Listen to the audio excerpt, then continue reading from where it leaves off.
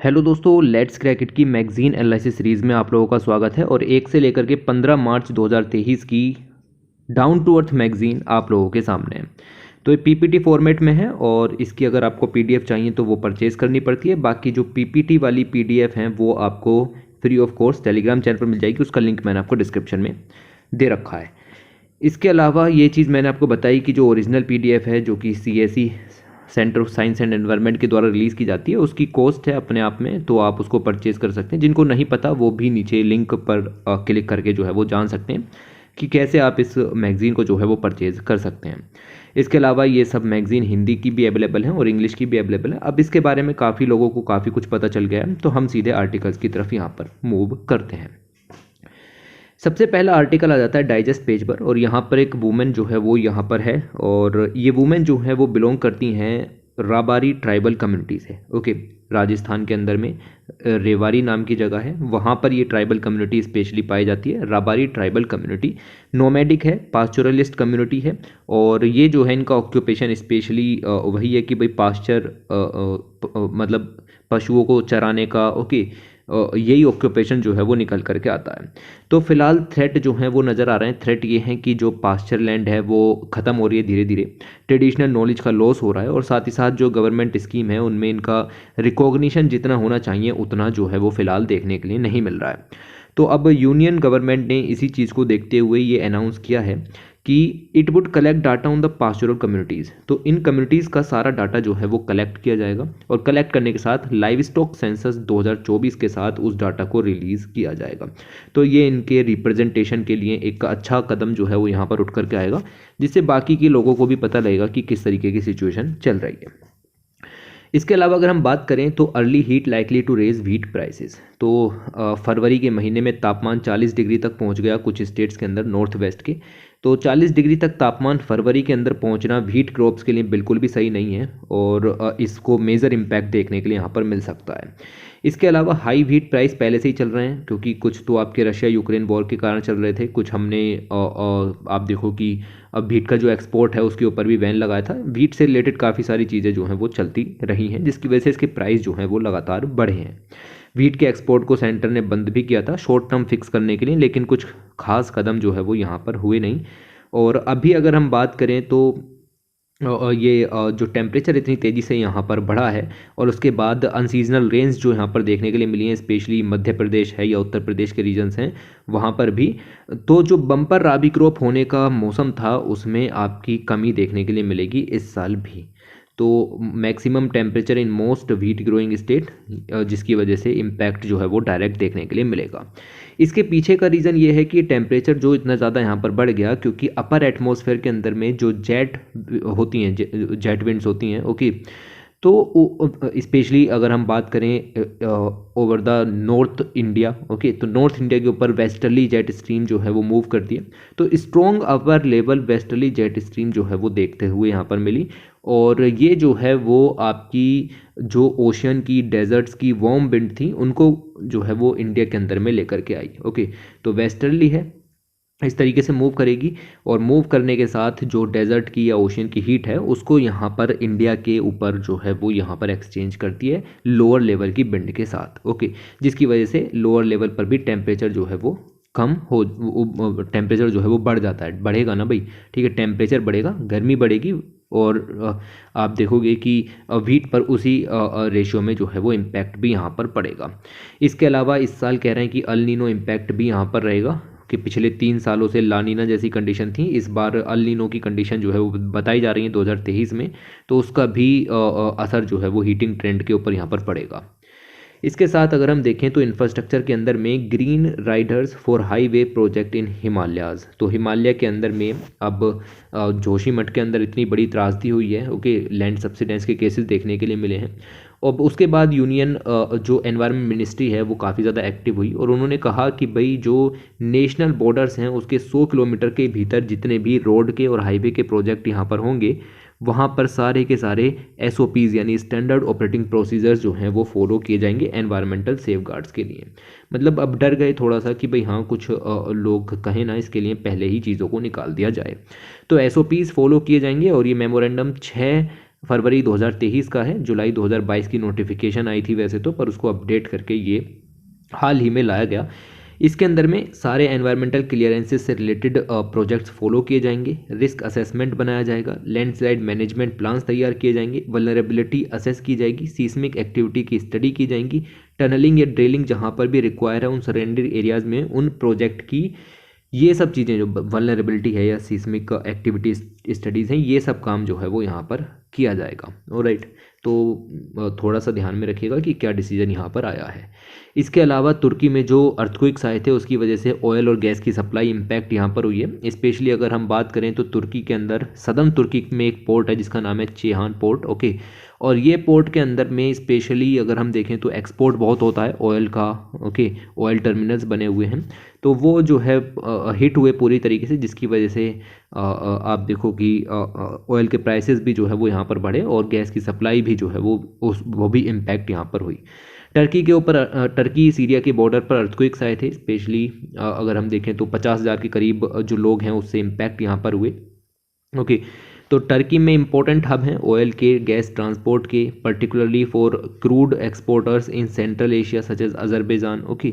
तो ये पूरे विश्व में ऑयल की सप्लाई जहाँ जहाँ भी टर्की से होती है वहाँ वहाँ सभी जगह पर इम्पैक्ट जो है वो इस चीज़ के यहाँ पर पड़े हैं, ओके। इसके अलावा जो वेस्टर्न कंट्रीज़ हैं उन्होंने रशिया के ऊपर सैंक्शन भी लगाया और जो ऑयल कैप है वो भी यहाँ पर लगाई गई, ओके। मतलब $60 पर बैरल से ऊपर आप परचेज़ नहीं करोगे, तो इन सब चीज़ों का भी इम्पैक्ट पड़ता है ऑयल और गैस के प्राइसेस बढ़ने के। इसके अलावा रशिया यूक्रेन कन्फ्लिक्ट के कारण जो कह सकते हैं कि ट्रेड इम्बैलेंस देखने के लिए मिला, वो भी इसके पीछे का एक कारण हो जाता है। फिलहाल अर्थक्वेक्स की बात हो रही है तो अर्थक्वेक्स पर ध्यान जो है वो हम देते हैं, ऑलराइट। इसके बाद आगे चलें तो ग्लोबल लेवल पर क्या हो रहा है, तो एक ट्रॉपिकल साइक्लोन आया जिसका नाम है फ्रेडी, और ये साइक्लोन सदर्न इंडियन ओशन में देखने के लिए मिला। स्पेशली इंडोनेशिया के आसपास का एरिया ये जो है वो निकल करके आया। साइक्लोन जो है वो मेडागास्कर को हिट कर सकता था, मॉरिशस को हिट कर सकता था, रियूनियन को हिट करना इसका प्रोजेक्टेड था और मोजाम्बिक की तरफ इसको बढ़ना था। ऐसा ही सब जो है वो धीरे धीरे देखने के लिए मिला। ट्रॉपिकल अगर हम बात करें इसके आगे तो earlier in February parts of New Zealand, Vanuatu, Australia were hit by several tropical cyclone Gabrielle, okay. तो ये दो एक ट्रॉपिकल साइक्लोन्स इनके नाम दिए गए हैं। रिसेंटली पूछ लेता है कि हाल ही में कौन से ट्रॉपिकल साइक्लोन आए, उदाहरण सहित जो है वो बताएं इनसे कैसे बचा जा सकता है। तो 2-3 चीज़ें जो हैं वो आपको यहाँ पर ये ध्यान में रखनी है। बाकी कितनी किल हुए या कितनी रिलोकेट हुए, रिप्लेस हुए, वो सब जानने की ज़रूरत नहीं पड़ती। इसके अलावा इक्वेटोरियल गुयाना के अंदर में first ever outbreak of Marburg virus disease देखने के लिए मिला, ओके। ये एक हेमोरेजिक फीवर है, ओके। और इसमें अगर आप की बात करें तो इसके सिम्टम्स दिखाई भी दे जाते हैं, हाई फीवर हो जाता है, लेकिन कभी कभी नहीं भी दिखाई देते हैं, तो एसिम्टोमेटिक भी हो सकता है। और इसकी अगर हम बात करें तो बहुत ही ज़्यादा कंटेजियस डिजीज़ है। आपका ह्यूमन टू ह्यूमन ट्रांसमिशन के केसेस भी कंफर्म हो चुके हैं।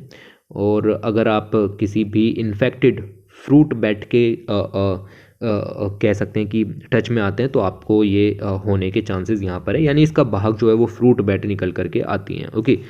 तो इन अनाउंसमेंट के चलते आसपास की कंट्रीज़ में भी अलर्ट जो है वो हो गया है। इक्वेटोरियल गुयाना के अलावा एक कंट्री और है दैट इज़ कॉल्ड तंजानिया, जिसमें ये केसेस की संख्या जो है वो बढ़ने की खबरें जो हैं वो मार्केट में आई हैं, ओके।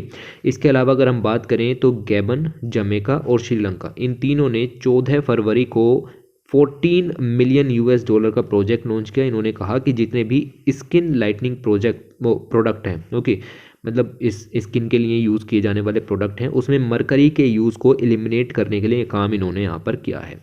एक्सेसिव अगर मरकरी यूज़ की जाती है तो वो आपके नर्वस सिस्टम के लिए हार्मफुल होती है, डाइजेस्टिव सिस्टम के लिए भी हार्मफुल होती है और इम्यून सिस्टम के लिए भी हार्मफुल होती है। आपकी लंग्स को अफेक्ट करती है, किडनी को अफेक्ट करती है।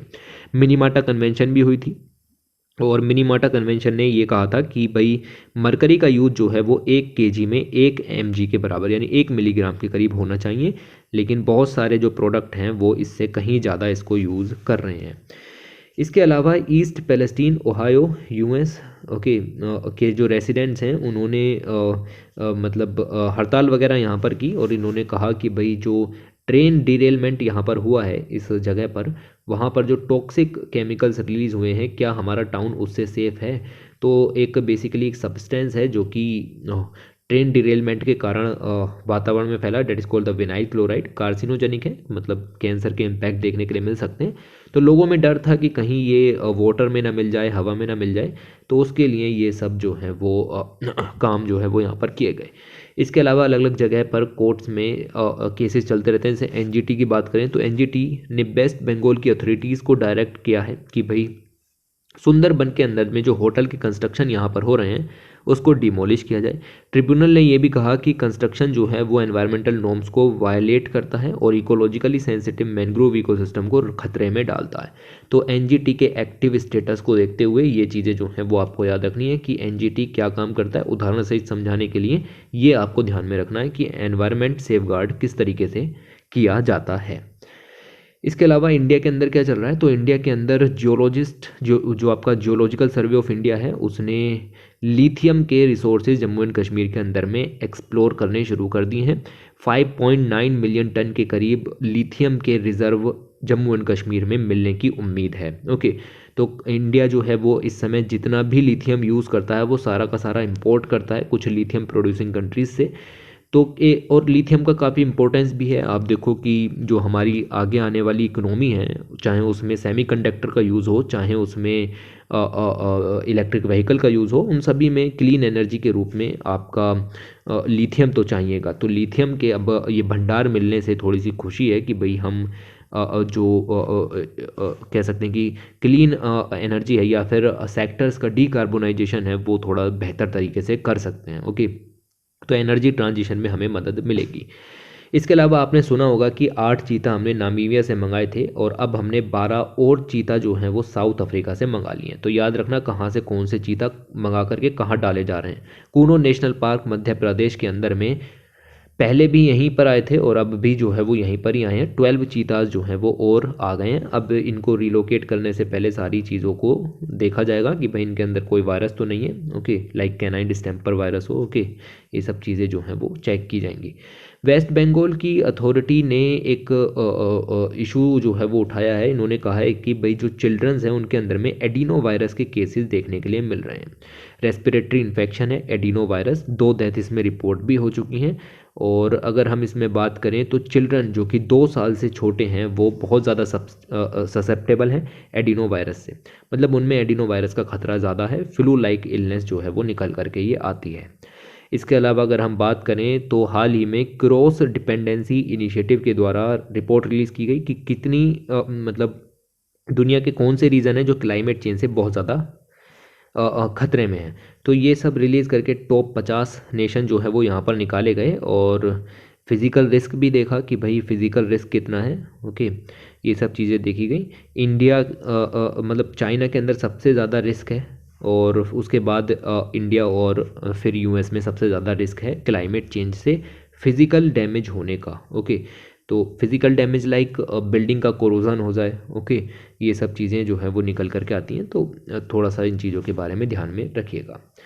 इसके अलावा आगे बात करते हैं और अगला आर्टिकल आपको देखने के लिए मिलेगा, लिखा हुआ है डिलेड बिगिनिंग्स, और अब क्या हुआ है उसको यहाँ पर समझने की कोशिश करते हैं।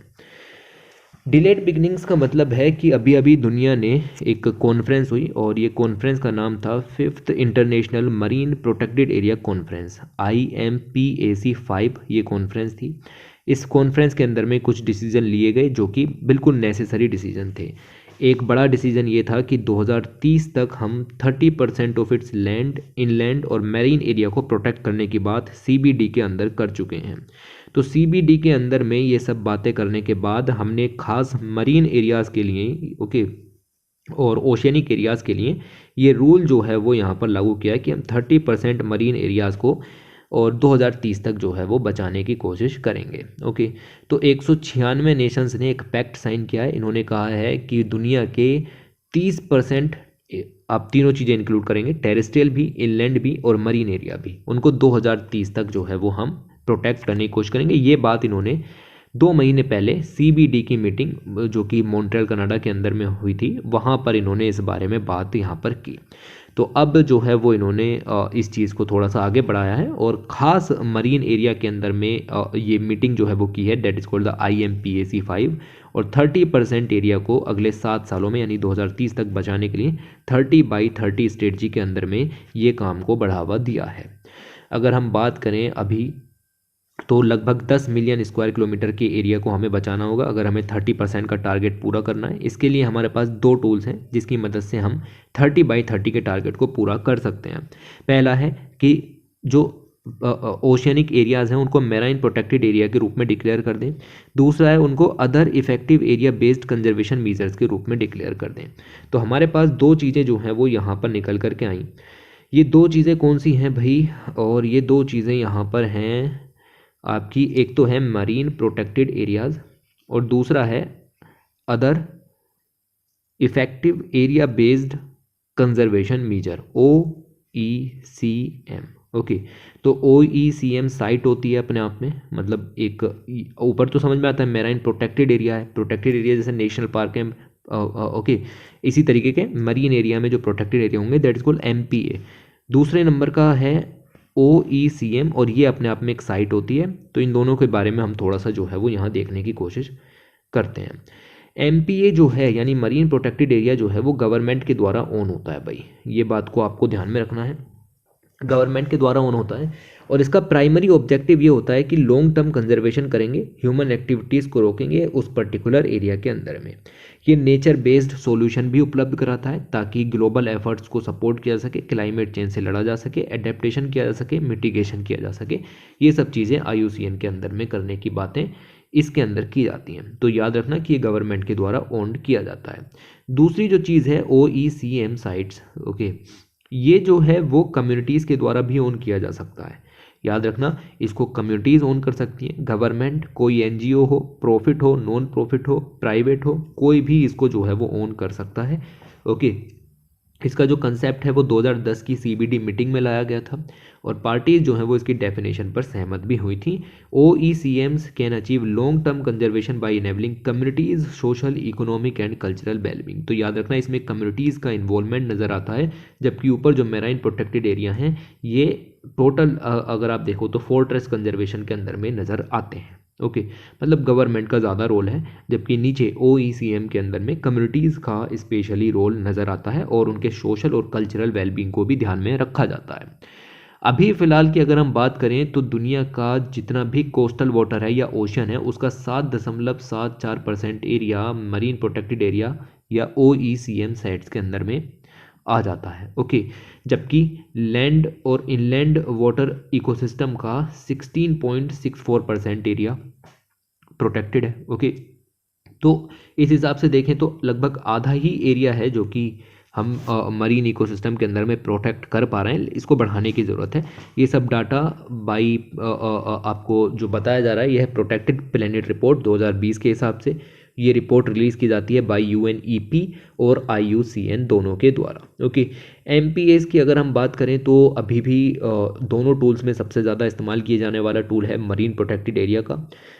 तो जो हाल ही में मीटिंग हुई है IMPAC की, उसमें भी एंटायरली MPAs पर ही फोकस किया गया है और OECM पर बहुत ही कम ध्यान दिया गया है, क्योंकि इसके पीछे का रीज़न ये है कि भाई जो MPAs हैं यानी मरीन प्रोटेक्टेड एरियाज़ हैं, लोग उससे अवेयर हैं कि ये क्या है, कैसे काम करता है, जबकि OECM से लोग जो हैं वो अभी अनफेमिलियर नज़र आते हैं, मतलब उनको इसके बारे में कम पता है।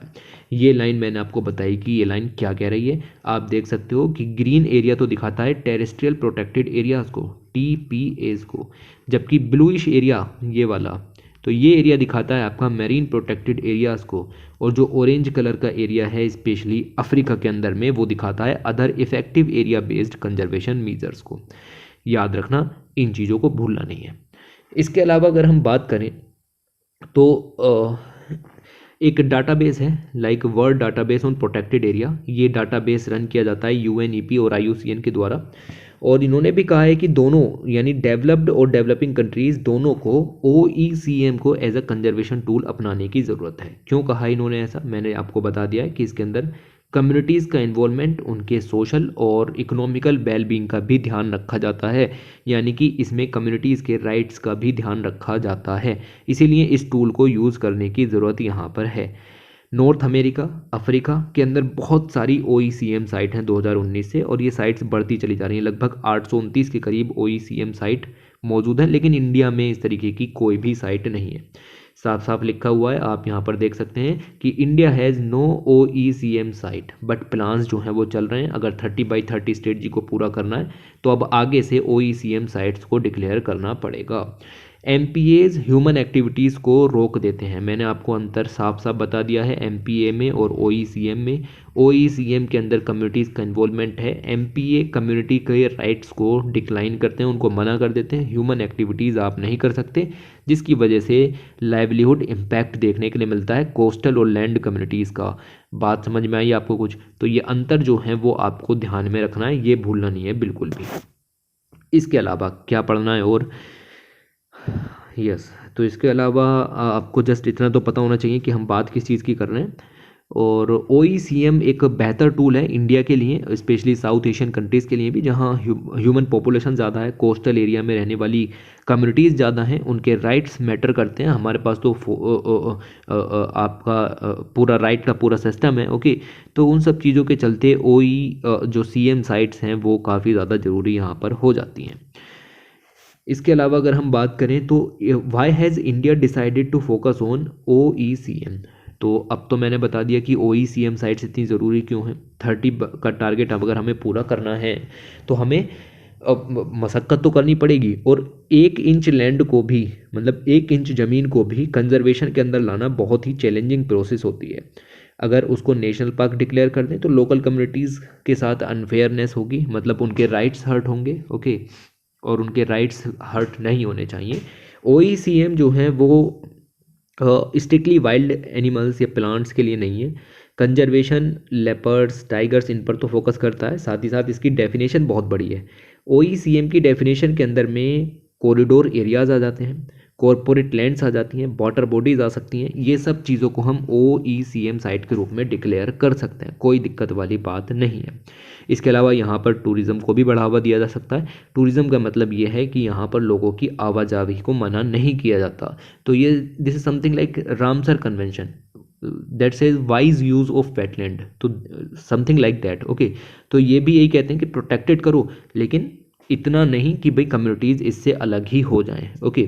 तो अभी इंडिया ने 14 टेरेस्ट्रियल OECM साइट को आइडेंटिफाई किया है जिनका कंजर्वेशन जो है वो किया जाएगा। ये 14 पोटेंशियल OECM साइट कौन सी हैं तो आप देख सकते हो, इमेज में लिखी हुई हैं। एक बार वीडियो को पॉज करके इसको पढ़ने की कोशिश करो तो आपको पता चलेगा कि कश्मीर के अंदर में सैफरॉन हेरिटेज साइट को OECM साइट का दर्जा देने की बात की जा रही है। अरावली बायोडाइवर्सिटी पार्क है, ये सब चीज़ें हैं। झारखंड के नेचुरल रिजर्व्स हैं, अपतानी लैंडस्केप्स हैं, ओके। ये सबको थोड़ा सा जो है वो निगाह आप यहाँ पर मार लो। ज़ैबो एग्रीकल्चर सिस्टम है नागालैंड के अंदर में, इन सबको OECM का स्टेटस देने की बात हो रही है। लेकिन दिक्कत तो वही है, ये सब काम तो टेरेस्ट्रियल इकोसिस्टम का है। What about the marine OECM? तो अभी उसके ऊपर कुछ नहीं, अभी सब शांत हैं, तो शांति रहने दो, हमें भी उसमें कुछ जाने की ज़रूरत नहीं है। इसके बाद आगे बात करें तो लिखा हुआ है ease of rejection. Ease of rejection का मतलब ये है कि फॉरेस्ट राइट के लिए लगातार क्लेम्स जो हैं वो किए जाते हैं कम्युनिटीज़ के द्वारा, लेकिन सरकारें जो हैं वो उनको मना कर देती हैं। इसके ऊपर ये आर्टिकल जो है वो निकल करके आया है। पहले आर्टिकल में केस स्टडी दी है कि कैसे एक जो आपके भालिया भिलाला ट्राइब के मेंबर थे, उनको किस तरीके से फॉरेस्ट राइट की एप्लीकेशन उनकी जो है वो डिसमिस यहाँ पर कर दी। इन्होंने फॉरेस्ट राइट्स के लिए एप्लीकेशन फाइल की थी। मध्य प्रदेश के अंदर एक पोर्टल चलता है MP1 मित्र पोर्टल, तो उस पोर्टल पर इन्होंने जो है वो किस तरीके से एप्लीकेशन डाली और उसको कैसे डिसमिस कर दिया गया उसके बारे में जो है वो ये आर्टिकल आपको डिस्कस करता है। FRA की बात करें तो फॉरेस्ट राइट एक्ट जो शेड्यूल्ड ट्राइब और अदर ट्रेडिशनल फॉरेस्ट ड्वेलर्स हैं उनके मेंबर्स को ये राइट देता है कि जो भी लोग 13 दिसंबर 2005 से पहले उस लैंड पर रह रहे हैं, उस लैंड को टिल कर रहे हैं, उनको उनके इंडिविजुअल फॉरेस्ट राइट्स दिए जाएंगे। ये बात FRA यानी फॉरेस्ट राइट एक्ट जो है वो एंश्योर करता है। ओके, तो फॉरेस्ट राइट एक्ट की अगर हम बात करें तो ये 2006 का एक्ट, और इस तरीके की बातें जो है वो ये एक्ट यहाँ पर जो है वो सीधे सीधे जो है वो करता है। ओके, इसके ऊपर कई सारी हियरिंग भी हुई हैं कि भाई जो लोग 2005 के बाद के उनका क्या करें। सुप्रीम कोर्ट में कई तरीके के निर्णय जो है वो लिए गए, और आप देखो कि ये पूरी टाइमलाइन है कि किस तरीके से थ्रेट ऑफ इवेक्शन हर टाइम बना रहा ट्राइबल कम्युनिटीज़ के लिए। 0.5 million tribal people in 16 state face threat of eviction. तो हर समय इनके ऊपर ये थ्रेट रहा कि भाई हमें कभी भी अपनी लैंड से जो है वो बेदखल किया जा सकता है from their forest land due to rejection of their individual forest right. तो IFR उनको नहीं मिलेंगे इस वजह से। दूसरे CFR भी होते हैं, कम्युनिटी फॉरेस्ट राइट, बट फिलहाल हम उनकी बात नहीं कर रहे हैं। ओके, हालांकि दोनों के बारे में हम पहले भी डिस्कस कर चुके हैं। 13 फरवरी 2019 को सुप्रीम कोर्ट का ऑर्डर आया कि लगभग 1 मिलियन से ऊपर के ट्राइबल, मतलब संख्या में 10 लाख से ऊपर के जो ट्राइबल पीपल हैं, whose individual forest rights had been rejected in 16 state. Okay, तो सुप्रीम कोर्ट का ये ऑर्डर आया इविक्शन के लिए। इसके बाद MOTA यानी मिनिस्ट्री ऑफ जो ट्राइबल अफेयर है, उन्होंने एप्लीकेशन फाइल की सुप्रीम कोर्ट में कि बहुत सारे रिजेक्शन तो इस वजह से हो गए क्योंकि स्टेट जो हैं वो पर्टिकुलरली जो फॉरेस्ट राइट एक्ट के रूल्स हैं उनको फॉलो नहीं कर रहे। उसके बाद सुप्रीम कोर्ट ने इविक्शन ऑर्डर को रखा ऑन होल्ड। ओके, तो 28 फरवरी आप देख सकते हो यहाँ पर भी लिखा हुआ है कि इसको फिर ऑन होल्ड रख दिया गया। उसके बाद चीज़ें जो हैं वो धीरे धीरे आगे बढ़ी। MOTA ने होल्ड की मीटिंग विद स्टेट्स कि ये रिजेक्ट क्यों हो रहे हैं क्लेम्स 2019 में। इसी के साथ मध्य प्रदेश ने MP वन मित्र वेब पोर्टल भी लॉन्च किया 2019 में, जहां पर नए क्लेम्स की सेटलमेंट जो है वो यहाँ पर की जाएगी। इसके अलावा 14 और स्टेट हैं जिन्होंने इस तरीके के क्लेम्स जो हैं वो सेटअप करने के लिए अलग अलग चीज़ें जो हैं वो शुरू की हैं। तो ये सब स्टेट और उनके अंदर क्या क्या रिजेक्शन हुए, कितने हुए, कैसे हुए, not important, but there is story कि FRA 2006 का एक्ट है। इसके हिसाब से 2005 से पहले अगर आप लैंड पर रह रहे हैं या फिर उसको टिल कर रहे हैं तो वो लैंड के राइट्स आपको दिए जाएंगे। हालांकि ये राइट्स जो हैं वो नहीं दिए जा रहे हैं। तो जब आपसे पूछा जाए फॉरेस्ट राइट एक्ट के अंदर में क्या क्या चुनौतियां हैं, तब आप इन चीज़ों को खोल करके लिखेंगे। ओके, आगे लिखा हुआ है a common battle despite legal entitlement Dalit communities in Punjab are locked in a constant struggle to exercise their rights over the village common land. तो पंजाब के अंदर में एक स्पेशल जो है वो एक्ट चलता है, और इस एक्ट की अगर हम बात करें तो इस एक्ट के बारे में भी यहाँ पर दिया गया है। या देखिए, the Punjab village common land regulation act 1961, ये स्पेशली पंजाब PCS के लोगों के लिए ज़्यादा सही रहेगा। इसी तरीके का दूसरा भी एक रूल है, that is called Punjab village common land regulation rule 1964। इन दोनों लैंड के अंतर में बेसिकली लिखा हुआ है कि भाई जो पब्लिक यूटिलिटी के लिए लैंड है उसको किस तरीके से ऑक्शन किया जाएगा, या वो लैंड किस तरीके से कह सकते हैं कि लीज पर जो है वो दी जाएगी। एक खास तरीके की लैंड होती है that is called the shamlat land, Punjab के अंदर में SHAMLAT लैंड। ओके, तो ये जो है वो विलेज की कॉमन लैंड होती है और पब्लिक यूटिलिटी के लिए यहाँ पर यूज़ होती है। लेकिन इस लैंड की लीजिंग भी की जा सकती है और इसकी ऑक्शनिंग भी की जा सकती है। इससे रिलेटेड कुछ रूल्स जो हैं वो दिए गए हैं, लेकिन अपने काम के नहीं हो जाते। ओके, तो इशू क्या है उसको यहाँ पर अगर हम समझें तो गुस्सा इस बात का है कि 8 हेक्टेयर का एक पर्टिकुलर पैच पड़ा हुआ था, उस पर काफ़ी सारी लगभग अभी दलित जो फैमिलीज़ हैं उनके क्लेम्स उस लैंड के ऊपर हैं। लगभग 40 फैमिलीज़ के क्लेम्स हैं और वो क्लेम्स जो हैं वो उनके सेटल नहीं किए जा रहे। और ये जो पैच है इसको सरकार ने शामलत और विलेज कॉमन लैंड डिक्लेयर कर दिया।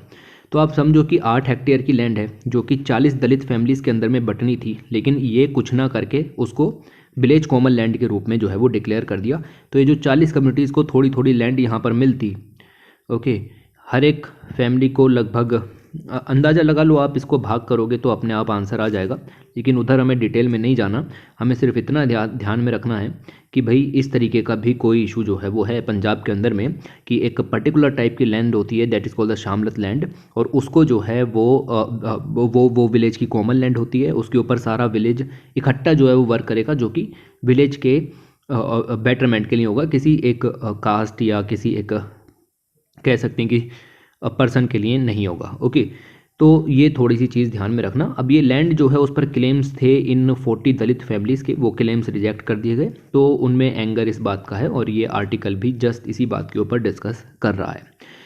पंजाब की आम आदमी पार्टी ने ये शामलत सेल लॉन्च की थी और ये विलेज की कॉमन लैंड इस तरीके से बनाते चले जा रहे थे और एनक्रोचमेंट को ख़त्म करने के लिए इस चीज़ को यहाँ पर जो है वो किया गया था।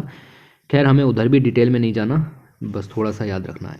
इसके अलावा 2013 में यूनियन गवर्नमेंट ने एक एक्ट पास किया था, that is called the right to fair compensation and transparency in the land acquisition rehabilitation and resettlement, LARR act. Okay, इसके अंदर ये कहा गया है कि पब्लिक प्राइवेट पार्टनरशिप पर जितने भी प्रोजेक्ट होंगे, PPP मॉडल पर जितने भी प्रोजेक्ट होंगे, वो जिस भी लैंड पर बना रहे हो आप, उस लैंड के लिए आपको 70% अफेक्टेड फैमिलीज़ की परमिशन चाहिए।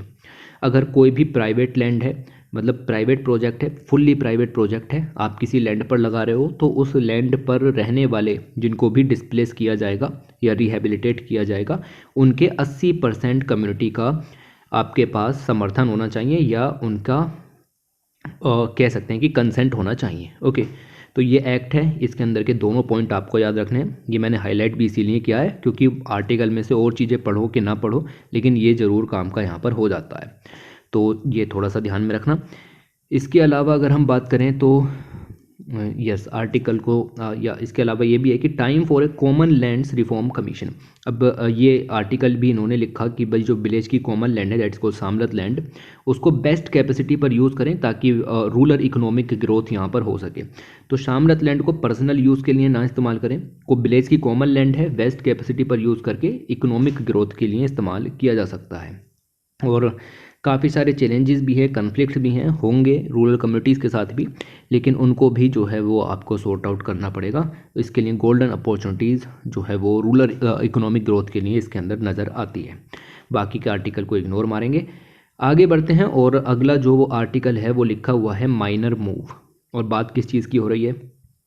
बात हो रही है यहाँ पर अगर आप देखें तो असम के अंदर जो MMR है, यानी कि जो आपका जो मोर्टेलिटी रेट होता है ना, मैटरनल मोर्टेलिटी रेट, वो काफ़ी ज़्यादा हाई है। उसको कम करने के लिए इन्होंने कहा है कि चाइल्ड मैरिजेस को रोकेंगे।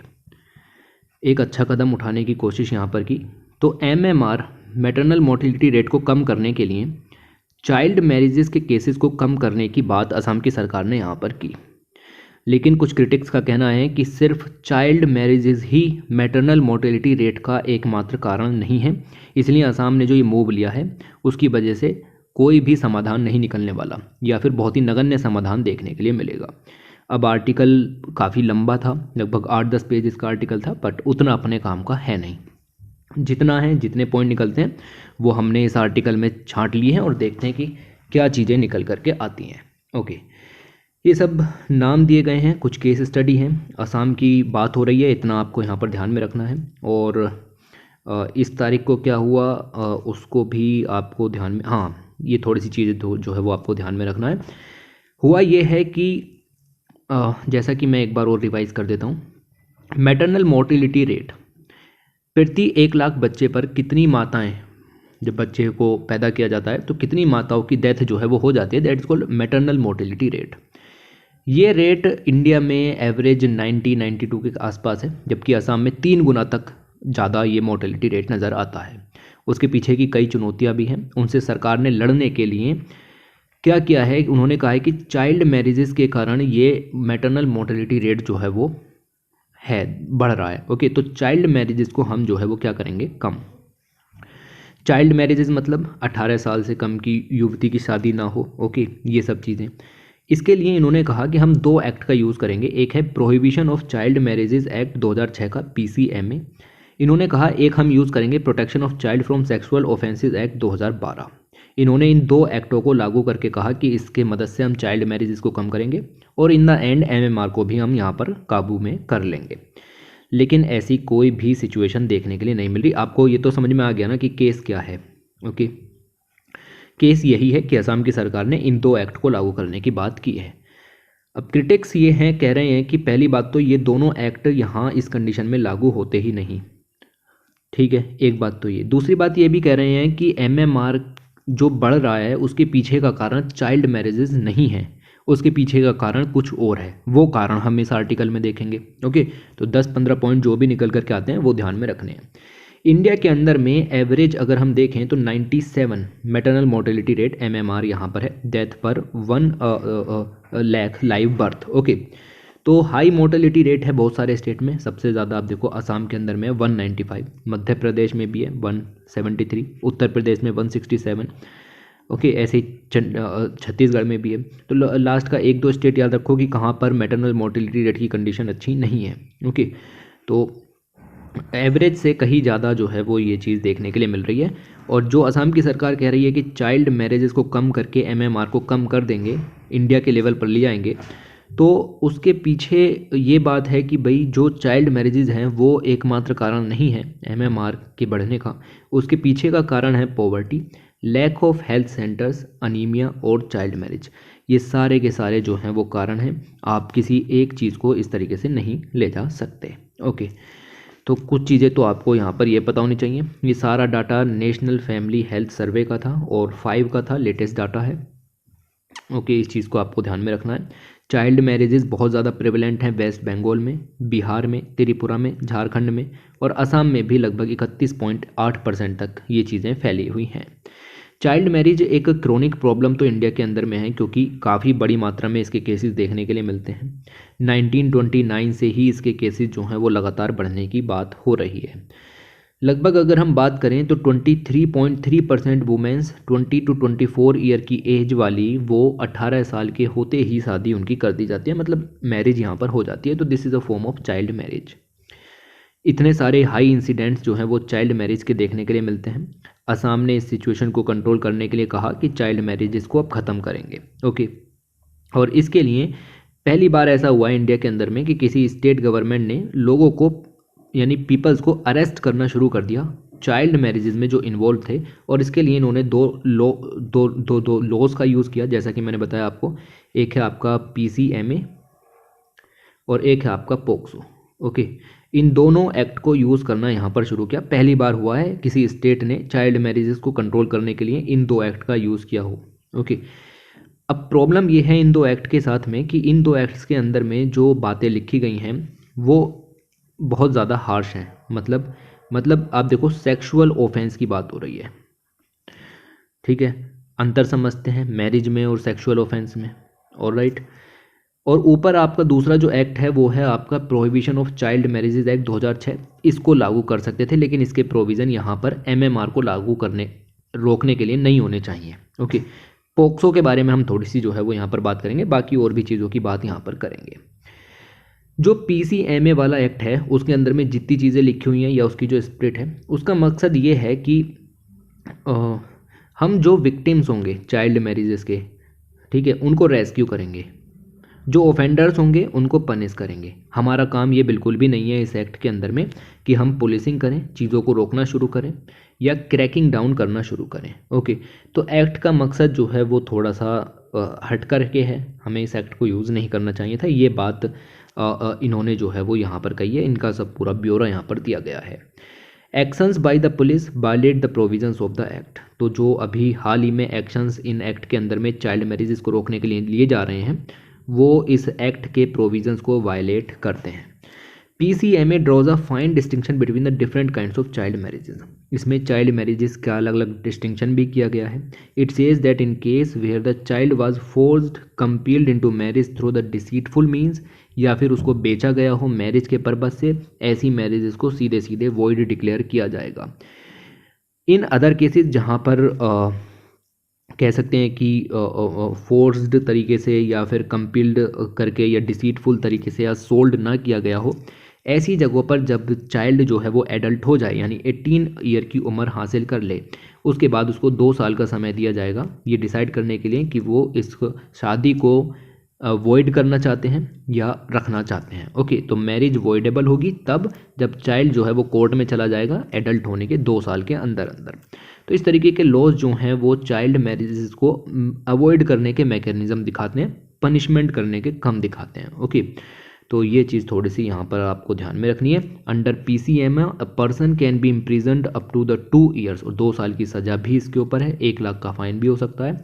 जबकि पोक्सो के अंदर तो सज़ा और भी ज़्यादा है। Under the POCSO a person can be imprisoned for up to 20 years for penetrative sexual assault. तो भाई पीसीएमए चलो आपने एक बार को लागू कर लिया चाइल्ड मैरिजेस को अरेस्ट करने के लिए, रोकने के लिए, लेकिन पोक्सो तो आपको बिल्कुल भी यूज़ नहीं करना चाहिए था। Okay, situation is this. Okay, इसके अलावा अगर हम बात करें तो ये सब मैंने आपको बताया कि असम के अंदर में क्या रेट चल रहा है एमएमआर का। ओके, नेशनल एवरेज भी बताया मैंने आपको 97 है। इंडिया के अंदर में नाइजीरिया के बाद मैटरनल डेथ का हाईएस्ट बर्डन है पूरी दुनिया में। यूएन के सब ट्रेंड से मैटरनिटी मोर्टेलिटी रिपोर्ट है, उन्होंने इस चीज़ को बताया है। तो चाइल्ड मैरिजेज इंक्रीज़ होती हैं धीरे धीरे, जैसे जैसे मतलब चाइल्ड मैरिज होगी तो मैटरनल मोर्टेलिटी के केसेस भी जो हैं वो बढ़ने शुरू होंगे, क्योंकि जो माइनर्स हैं लाइक 18 ईयर से कम के हैं, ओके, वो फिजिकली और मेंटली तैयार नहीं होते कि वो एक चाइल्ड को जो है वो बर्थ दे सकें। इसीलिए ये रिस्क तो बना रहता है, लेकिन इसके पीछे के जो रीजंस हैं वो आप समझ रहे हैं। ओके, इन्होंने ये भी कहा कि चाइल्ड मैरिज इंक्रीज़ होने के साथ मैटरनल मोर्टेलिटी के केसेस भी इंक्रीज़ होते हैं और रिस्क बढ़ जाता है। मैटरनल मोर्टेलिटी के पीछे कुछ और कारण भी है, लाइक हाई ब्लड प्रेशर का होना, अनीमिया का होना, जो कि मैटरनल मोर्टेलिटी के मेन कॉजेज़ में आते हैं। इन्होंने कहा कि more than half of the pregnant women in India are anaemic, तो एनीमिया की प्रॉब्लम को कम करने की ज़रूरत थी। इसके अलावा लोगों में अवेयरनेस की कमी भी एमएमआर का एक कारण बन जाती है। हेल्थ केयर इंफ्रास्ट्रक्चर की पुअर एक्सेस इसके पीछे का एक कारण बन जाती है। वुमेन्स रेगुलरली विजिट नहीं करती हैं हेल्थ केयर सेंटर्स को ड्यूरिंग देयर प्रेगनेंसी, वो भी एक प्रॉब्लम्स है, उसकी वजह से कॉम्प्लिकेशंस होते हैं। और WHO ने कहा है कि कम से कम 4 एंटीनेटल विजिट्स तो यहाँ पर होनी चाहिए हेल्थ केयर सेंटर्स में, लेकिन वो भी नहीं होती हैं। राइट, इसके अलावा आयरन फोलिक एसिड जो है वो नहीं मिलता है 74% को। ओके, तो ये सब डाटा NF जो HS national family health survey 5 का डाटा है, और असम के अंदर में भी सेम सिचुएशन है। इवन कुछ चीज़ें जो हैं वो और भी ज़्यादा हैं। इशू और भी आगे बढ़ जाता है, हमारे पास वेल ट्रेंड पर्सनस की कमी है जो कि इमरजेंसीज़ को हैंडल कर सकें। रूरल एरिया की तो बात ही छोड़ दो अभी फ़िलहाल। ओके, इसके अलावा अगर हम बात करें, इमरजेंसी सर्विसेज अवेलेबल भी नहीं है।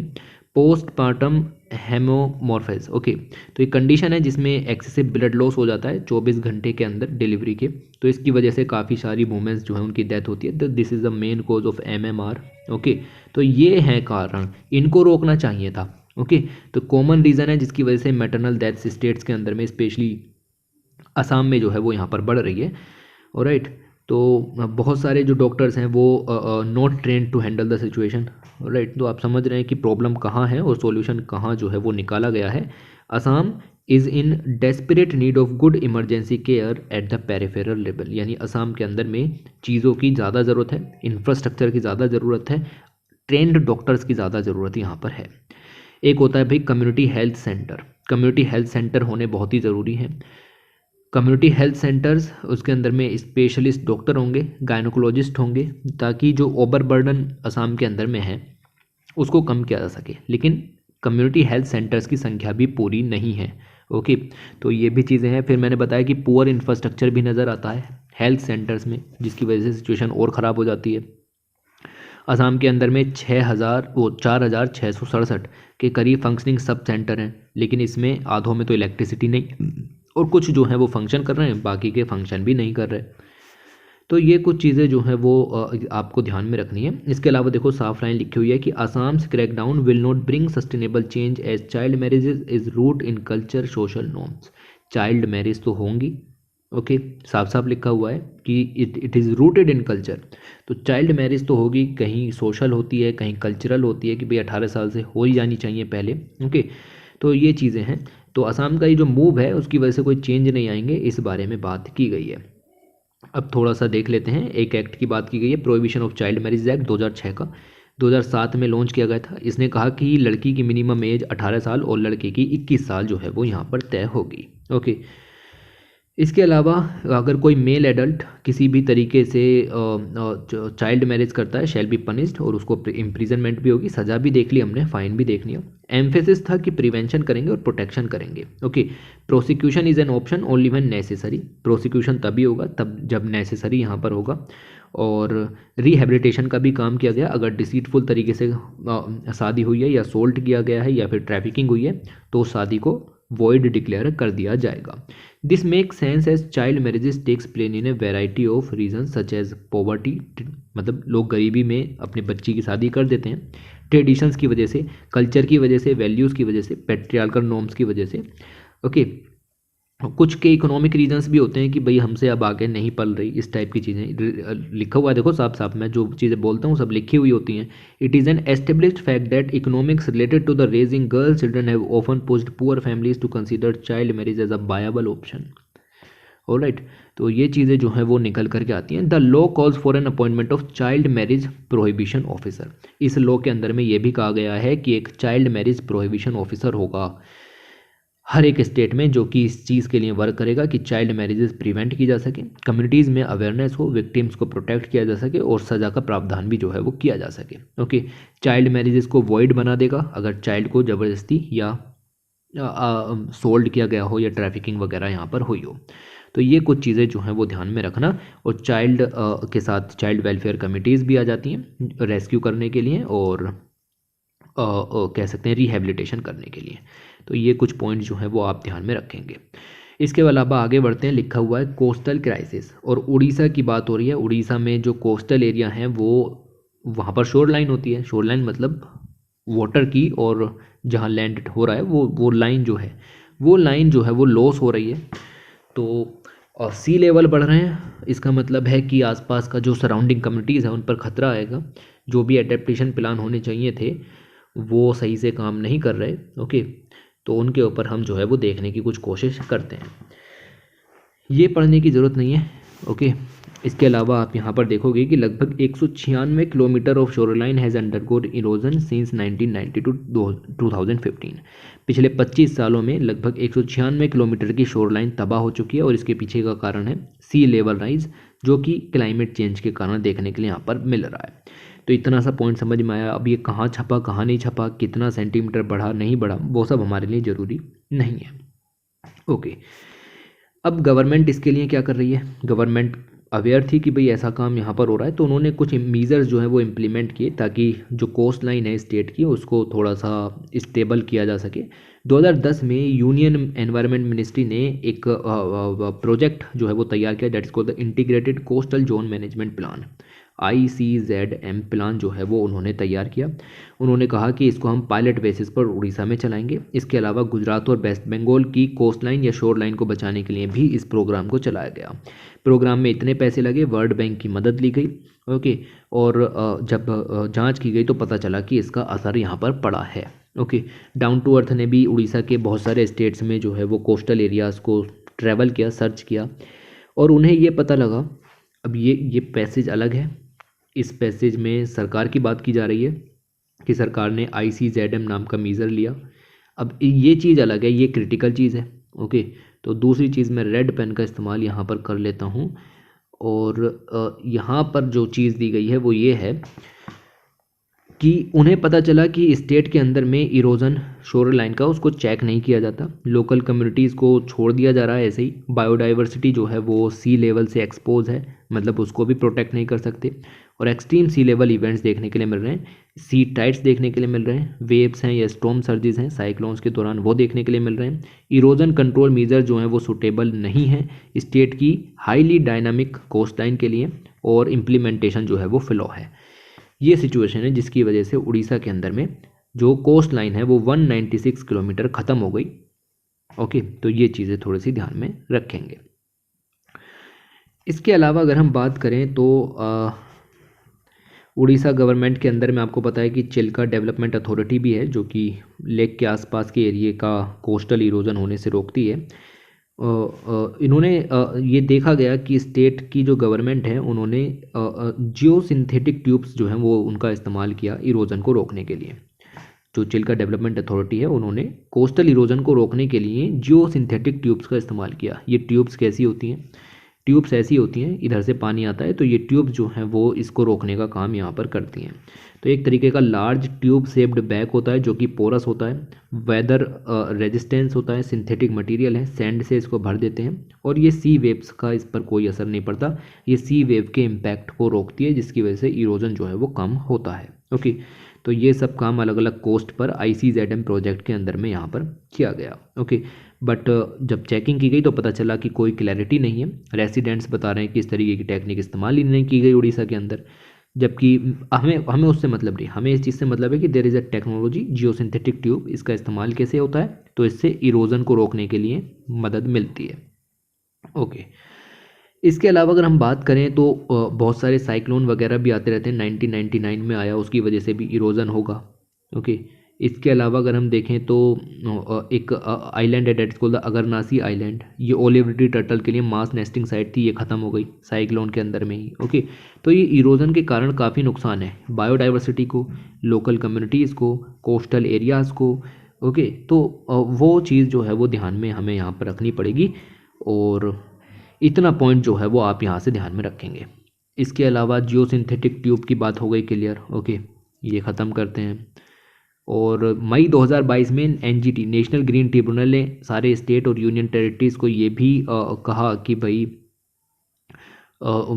कम से कम हार्ड स्ट्रक्चर मत बनाओ, वो मतलब हार्ड स्ट्रक्चर कम से कम बनाओ, सॉफ्ट जो मीज़र्स हैं वो ज़्यादा से ज़्यादा लो। हार्ड मीज़र्स में लाइक सी वॉल आ जाती है। लोग जो स्टेट हैं वो किनारे पर, कोस्टल एरिया पर सी वॉल खड़ी कर देते हैं। ये वॉल खड़ी करने के पीछे मकसद होता है कि जो सी वेव्स होंगी उनके इम्पैक्ट को कम किया जा सके, बट उससे और नुकसान ही यहाँ पर होता है। तो हार्ड मीजर्स स्ट्रक्चर्स इरोजन को कंट्रोल करने के लिए वो ना लिए जाएं। तो ये जियो सिंथेटिक ट्यूब जो है वो निकल करके आती है। ओके, तो इस तरीके से ये आपकी हो गई जियो सिंथेटिक ट्यूब। इसके अलावा अगर हम देखें तो इंडिया ने अपनी पहली नेशनल पॉलिसी भी तैयार कर ली है मिटिगेशन और रिहेबिलिटेशन के लिए। जो भी ऐसे पीपल हैं जो कि कोस्टल या रिवर इरोजन से अफेक्टेड होंगे, उनको बचाने के लिए ये पॉलिसी जो है वो अब प्रिपेयर यहाँ पर इंडिया के अंदर में हो गई है। काम शुरू हुआ 17 फरवरी 2023 को। नेशनल डिजास्टर मैनेजमेंट अथॉरिटी ने final inputs national policy for mitigation and rehabilitation of the people affected by river and coastal erosion, इसके ऊपर जो ड्राफ्ट तैयार था उसके अंदर फाइनल इनपुट्स डाल दिए। उसके बाद ड्राफ्ट को फिनिश किया गया और फरवरी के लास्ट तक मिनिस्ट्री ऑफ जो होम अफेयर है उन्होंने फाइनल अप्रूवल जो है वो इसको जो है वो दे दिया। ओके, तो ये चीज़ भी ध्यान में रखना कि हमारे पास इस तरीके की एक फ़ाइनल पॉलिसी यहाँ पर निकल करके आ चुकी है।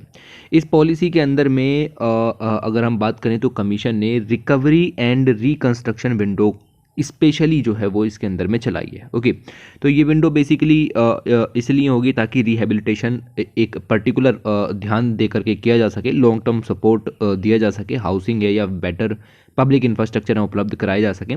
और ये सब काम जो है वो नेशनल डिज़ास्टर रिलीफ फंड के थ्रू जो है वो किया जाएगा। ओके, इस फंड के अंदर में 1000 करोड़ रुपए का प्रावधान किया गया है 2021 से 2026 के लिए, ताकि कोस्टल और रिवर इरोजन से जो डिस्प्लेस्ड पीपल है उनका रीसेटलमेंट यहाँ पर किया जा सके। इसके अलावा नेशनल डिजास्टर मिटिगेशन फंड भी हमारे पास इसके अंदर में मौजूद है। ऊपर वाला है national disaster relief fund, this is called national disaster mitigation fund. 1500 crore रुपए इसके लिए हैं मिटिगेशन मीजर के लिए, ताकि कोस्टल और रिवर इरोजन को रोका जा सके। तो टोटल मिलाकर के 1000 करोड़ ऊपर, 1500 करोड़ नीचे, 2500 करोड़ रुपए यहाँ पर हो गए। ये दोनों तरीके के सॉल्यूशंस इससे बनाए जाएंगे, स्ट्रक्चरल हो या नॉन स्ट्रक्चरल हो, दोनों तरीके के सॉल्यूशंस के लिए इस पैसे को यूज़ किया जाएगा। तो दोनों चीज़ें याद रखना। स्ट्रक्चरल का मतलब ये है कि हम कुछ चीज़ें बनाएंगे, लाइक सी वॉल बना दिए, एम्बैंकमेंट बना दिए। ओके, ये चीज़ें हैं। दूसरी जो नॉन स्ट्रक्चरल चीज़ें होती हैं उसमें रिहेबिलिटेशन आ जाता है, डिस्प्लेसमेंट, मिटिगेशन, ये सारे मीजर आ जाते हैं जो कि फिजिकल नहीं होते हैं। राइट, तो ये चीज़ जो है वो यहाँ पर निकल करके आती है। दोनों की दोनों फंडिंग कॉस्ट शेयरिंग बेसिस पर होगी। स्टेट्स अपना 25% कंट्रीब्यूट करेंगे। ओके, और हालांकि जो नॉर्दर्न स्टेट हैं वो सिर्फ 10% कंट्रीब्यूट करेंगे। तो ये कुछ ऐसा है 75:25 या 90:10। ओके, तो this is something like that. Alright, इसके अलावा इसके अंदर में जो मीजर्स हैं वो इम्प्लीमेंट किए जाएंगे bye district disaster management authority DDMAs के द्वारा। और ये DDMAs जो हैं वो SDMAs स्टेट लेवल पर जो है वो प्लान्स को सबमिट करेंगे कि कैसे वो रिहेबिलिटेशन यहाँ पर कर रहे हैं और उसका क्या असर पड़ेगा। इस तरीके की चीज़ें जो हैं वो इसके अंदर में आती हैं। तो इतने पॉइंट तो कम से कम यहाँ पर याद रखने की कोशिश करें। इसके अलावा आगे बढ़ते हैं। लिखा हुआ है 1 drug 166 patients and $208 billion sale. तो बात हो रही है US के पेटेंट रिजीम की। ओके, हर एक कंट्री का अपना एक पेटेंट रिजीम होता है, उसके लॉज होते हैं। तो US के लॉज जो हैं वो बिल्कुल भी सही नहीं है। यूएस के लॉज बेसिकली जो मल्टीनेशनल कंपनीज़ हैं या मल्टी फार्मा कंपनीज़ हैं उनको ये अलाउ करते हैं कि वो पेटेंट की एवरग्रीनिंग जो है वो यहाँ पर लगातार कर सकते हैं, उसमें थोड़े थोड़े चेंजेस करके पेटेंट को लगातार जारी रख सकते हैं, जिससे कि उनकी ड्रग की कॉस्ट बढ़ जाए। देखिए अब तक आपको इतना तो समझ में आ ही चुका होगा, डाउन टू अर्थ को हम कितने महीनों से पढ़ रहे हैं। कम से कम इतनी बात तो आपको यहाँ पर समझ में आई होगी कि किसी भी कंपनी को अगर एक पेटेंट राइट मिल जाए किसी भी ड्रग के, तो उस ड्रग की कॉस्ट फिर अफोर्डेबल नहीं रह जाती। वो कंपनी जितनी चाहे उतनी कॉस्ट उसकी यहाँ पर बढ़ा सकती है अगर वो ड्रग लाइफ सेविंग ड्रग है और उसकी डिमांड भी बहुत ज़्यादा है। तो ऐसी ही एक ड्रग की बात हो रही है, ऑर्थराइटिस की ड्रग है ह्यूमिरा। ओके, इस ड्रग के जो कह सकते हैं कि प्राइसेस हैं वो काफ़ी ज़्यादा बढ़ा दिए हैं और यूएस के पेटेंट सिस्टम की वजह से ऐसा जो है वो यहाँ पर हुआ है। हालांकि हमें आर्टिकल में बहुत ज़्यादा जाने की ज़रूरत नहीं है, बट फिर भी थोड़ा सा हम अगर यहाँ पर ध्यान दें तो ये सब चीज़ें ही निकल करके आएंगी कि भाई किस तरीके से जो पेटेंट है वो ड्रग्स के प्राइसेस को बढ़ा देता है, keep prices sky high. Pharma companies को अलाउ करता है एक्सप्लॉइट करने के लिए कि पेटेंट सिस्टम को एक्सप्लॉइट करें, कंपटीशन को हटा दें। कंपटीशन नहीं होगा भाई पेटेंट सिस्टम में, क्योंकि दूसरी कोई कंपनी होगी नहीं जो उस पर्टिकुलर मेडिसिन को बना रही होगी, क्योंकि आपको उसके राइट्स मिल चुके हैं। तो ये कुछ चीज़ें हैं कि कंपटीशन के बगैर तो आपको पता है कि सिस्टम के अंदर में ट्रांसपेरेंसी नहीं आ सकती। तो यही चीज़ें हैं, ये केस स्टडी इसी के ऊपर है और ड्रग का नाम है एंटी इन्फ्लेमेशन और आर्थराइटिस की ड्रग है ह्यूमिरा। हालांकि ये जो कह सकते हैं कि आर्थराइटिस की ड्रग तो है, लेकिन इसके काफ़ी सारे चैलेंजेस भी हैं। आर्थराइटिस बहुत सारे लोगों को यहाँ पर होता है, तो उसके लिए ये ड्रग तैयार की गई है ह्यूमिरा नाम की। इसके बहुत सारे साइड इफ़ेक्ट भी हैं, आपको टीबी जो है वो भी हो सकता है। इसके अलावा आप रिसर्च करेंगे तो इसके बारे में पता लगेगा। ओके, मैंने काफ़ी कुछ देखा इसके बारे में, क्योंकि पेशेंट्स तो हमारे साथ भी जुड़े हुए हैं आर्थराइटिस के। ओके, तो खैर ये चीज़ें निकल करके आती हैं। फार्मा जायंट्स जो हैं वो पेटेंट थिकेट को मतलब टॉप सेलिंग बायोलॉजिकल मेडिसिन, और आप देखोगे यहाँ पर कि लगभग 312 पेशेंट्स पर अप्लाई करके ये सब काम जो है वो किए जा रहे हैं। हालांकि पूरा जाने की ज़रूरत नहीं है। 208 बिलियन डॉलर की सेल जो है वो देखने के लिए मिली ह्यूमिरा की, और इसके जो पेटेंट्स हैं उनको लगातार बढ़ाया जा रहा है। 2/3 of this revenue was earned after its primary patent expired in 2016। Primary patent 2016 में एक्सपायर हो गया, उसके बाद इन्होंने पेटेंट एवरग्रीनिंग की। पेटेंट एवरग्रीनिंग करके इसकी जो कह सकते हैं कि एक्सपायरी अगले 10 साल के लिए फिर से बढ़ा ली। ओके, तो most of these letter patents related to the medications formula and manufacturing process, a type of patent evergreening. मतलब आप जस्ट स्लाइट मॉडिफिकेशन करो ड्रग के अंदर और कह दो कि ये तो नई ड्रग है, आप इसको भी पेटेंट दीजिए, तो वो काम पेटेंट एवरग्रीनिंग का होता है। इससे पूरी ड्रग को एक लंबे समय तक पेटेंट जो है वो हासिल हो जाता है। तो एक मल्टीनेशनल कंपनी का प्रॉफिट और प्राइसेस जो हैं वो लगातार बढ़ते रहते हैं। ओके, इंडिया के लॉ मना करते हैं पेटेंट एवरग्रीनिंग को कि भाई पेटेंट एवरग्रीनिंग इंडिया में अलाउ नहीं होगी। ओके, तो ये चीज़ थोड़ी सी आप यहाँ पर ध्यान में रखिएगा। इसके अलावा आप देखोगे लिखा हुआ है it is an unsustainable system. तो पेटेंट एवरग्रीनिंग का सिस्टम अनसस्टेनेबल है in which the public is paying the price. तो जैसा कि मैंने बताया कि मल्टीनेशनल कंपनीज़ को फ़ायदा होगा, फार्मा कंपनीज़ को फ़ायदा होगा, बट जो आपकी पब्लिक है उसको बिल्कुल भी फ़ायदा नहीं होगा, वो हैवी प्राइस जो है वो उसके लिए चुकाएगी। इसके अलावा लिखा हुआ है कि patent thickets give pharma company substantial power in litigation and negotiations to keep lower cost generic and biosimilar alternative off the market for longer period. Okay, तो थोड़ी थोड़ी सी चीज़ें याद रखने की ज़रूरत है, बाकी पूरा आर्टिकल पढ़ने की भी ज़रूरत नहीं थी। इसके अलावा लिखा हुआ है वुमेंस राइजिंग, और स्पेशल बात की जा रही है सेल्फ हेल्प ग्रुप के बारे में। सेल्फ हेल्प ग्रुप की मदद से वुमेंस की जो लाइफ है उसमें सोशियो इकोनॉमिक एम्पावरमेंट यहाँ पर आया है। ओके, उनको इनकम जनरेटिंग अपॉर्चुनिटीज़ यहाँ पर हासिल हुई है, लेकिन हमें उनका पॉलिटिकल रिप्रेजेंटेशन भी बढ़ाने की ज़रूरत है। तो कई सारे स्लोगन्स स्कीम्स जो कि वुमेन सेंट्रिक थीम्स के आसपास घूमती थी, उसको यहाँ पर सरकार ने काफ़ी चलाया ताकि political support, economic support, social support सब कुछ जो है वो उपलब्ध यहाँ पर कराया जा सके। 2019 के जनरल इलेक्शन में बात करें तो वुमेन और मैन का वोटेड जो है वो लगभग सेम था। ओके, तो आप देखो कि वुमेन वोटर्स की संख्या में 5.1 की बढ़ोतरी हुई थी, जबकि मैन वोटर्स की संख्या में 3.6% की बढ़ोतरी जो है वो हुई थी। ओके, तो खैर ये सब भी पॉइंट जो हैं वो फिलहाल इतने काम के नहीं हो जाते। गवर्नमेंट ने भी कई सारी वुमेन सेंट्रिक पॉलिसीज़ इंट्रोड्यूस की हैं, लाइक मनरेगा के अंदर में वेजेस में भी जेंडर पैरिटी जो है वो लेकर के आए हैं। ओके, इसके अलावा इज्जत घर जो है वो यहाँ पर तैयार किए हैं। स्वच्छ भारत मिशन के अंदर में प्रधानमंत्री उज्ज्वला योजना है जो कि एलपीजी कनेक्शन जो है वो उपलब्ध कराती है ताकि वुमेन की हेल्थ जो है वो अच्छी रहे। जल जीवन मिशन है ताकि टैप वाटर सप्लाई जो है वो उपलब्ध कराई सके ताकि वुमेन को बहुत दूर तक न जाना पड़े पानी लेने के लिए बकेट वगैरह का इस्तेमाल करते हुए, ताकि ओके ये सब चीज़ें निकल करके आती हैं। इसके अलावा स्टेट गवर्नमेंट्स ने भी काफ़ी फ्री पब्लिक ट्रांसपोर्ट और साइकिल्स टू वुमेन ये सब जो है वो प्रोवाइड किए हैं ताकि उनका एम्पावरमेंट एक तरीके से यहाँ पर हो सके। Along with these commitment self help groups की बात अगर हम यहाँ पर करें तो self help group rural women के लिए एक इम्पॉर्टेंट चीज़ यहाँ पर हो जाता है जिससे कि उनका रिप्रेजेंटेशन हर एक सेक्टर में जो है वो बढ़ने के चांसेस बढ़ जाते हैं। Okay, and self help group होता क्या है, तो भाई कम्युनिटी लेड रन इनिशिएटिव होता है। ओके, उसका बेसिक टीनेट ये होता है कि इकोनॉमिक अपॉर्चुनिटीज़ को एंश्योर करना है इसके मेंबर्स के लिए। जितने भी सेल्फ हेल्प ग्रुप के मेंबर्स होंगे उन सभी को इकोनॉमिक अपॉर्चुनिटी उपलब्ध करानी है ताकि उनका सोशल और पॉलिटिकल अपलिफ्टमेंट यहाँ पर हो सके। इंडिया के अंदर लगभग 12 मिलियन के करीब सेल्फ हेल्प ग्रुप मौजूद हैं। 88% ऐसे हैं जो कि सिर्फ और सिर्फ वुमेन मेंबर्स के यहाँ पर हैं। ये सब बातें इकोनॉमिक सर्वे 2022-23 से निकल करके आती हैं। ओके, तो ये चीज़ें जरूरी है। अब इन्होंने कोविड-19 के दौरान भी आप देखो कि 169 मिलियन के करीब मास्क जो है वो प्रोड्यूस किए सेल्फ हेल्प ग्रुप्स ने। ओके, दीनदयाल अंत्योदय योजना के अंदर में सेल्फ हेल्प ग्रुप का प्रोग्राम चलता है, ये भी बात काफ़ी बार आपको जो है वो समझाई गई है। ओके, तो डे NRLM स्कीम जो कि union ministry of rural development की स्कीम है 2011 में शुरू की गई थी, इसके अंदर में सेल्फ हेल्प ग्रुप का प्रोविज़न जो है भाई वो यहाँ पर होता है। ओके, इन्होंने ये भी कहा है कि at least 1 women from each poor rural household is associated with an self help group. Self help group के अंदर में हर एक पुअर रूरल हाउस होल्ड से एक वुमेन जरूर यहाँ पर होगी।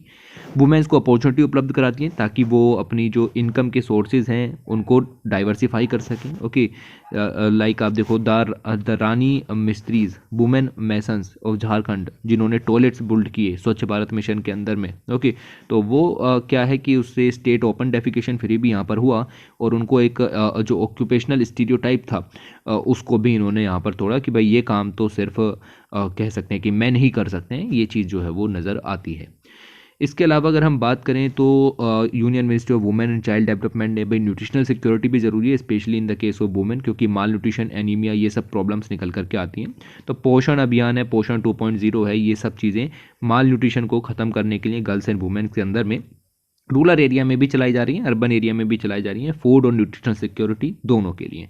तो इसके लिए पोषण सखीज़ जो है वो बनाई गई हैं जो कि जाकर के अवेयर करती हैं। आंगनवाड़ीज़ यहाँ पर होते हैं वो जाकर के अवेयर करते हैं। ऑलराइट, ये चीज़ें हैं। इसके अलावा हमने क्या किया कि न्यूट्रिशनल सिक्योरिटी के लिए मिलेट्स जो है वो उपलब्ध कराने शुरू कर दिए। राइस, फोर्टिफाइड राइस जो हैं वो हमने पब्लिक डिस्ट्रीब्यूशन सिस्टम के अंदर में लाने शुरू कर दिए। मिलेट के प्रोडक्शन में हमने उनका पार्टिसिपेशन जो है वो बढ़ाया और मिलेट बेस्ड प्रोडक्ट्स के आउटलेट्स जो हैं वो सेल्फ हेल्प ग्रुप चलाएं या फिर जो वुमेन मेंबर्स हैं वो चलाएं, इसके ऊपर काम करना शुरू किया है। तो सेल्फ हेल्प ग्रुप जो हैं वो एक इंस्टीट्यूट बन चुके हैं जिनकी बार्गेनिंग पावर काफ़ी ज़्यादा है और हालांकि हमें इनका पॉलिटिकल पार्टिसिपेशन बढ़ाने की ज़रूरत यहाँ पर है। ओके, तो थोड़ी बहुत चीज़ें याद रखो भाई। सेल्फ हेल्प ग्रुप की जब बात कर रहे हैं तो क्या है, कौन से एक्ट के अंदर में आ रहा है, कौन सी स्कीम के अंदर में आ रहा है, किस तरीके से काम होता है, कैसे चीज़ें बढ़ती हैं, क्या फ़ायदे होंगे, क्या नुकसान होंगे। ओके, तो थोड़े से पॉइंट याद होंगे। वैसे तो ये सब चीज़ें काफ़ी पुरानी होगी, 2011 से पढ़ते हुए आ रहे हो, बट ठीक है, फ़िलहाल जो आर्टिकल के अंदर डिस्कशन हो रहा था उसको हमने यहाँ पर ख़त्म किया। इसके अलावा मैगज़ीन में कोई और पॉइंट नहीं निकलता जिसको पढ़ लें हम। ओके, मैगज़ीन को एंड करते हैं। Thanks for watching, take care.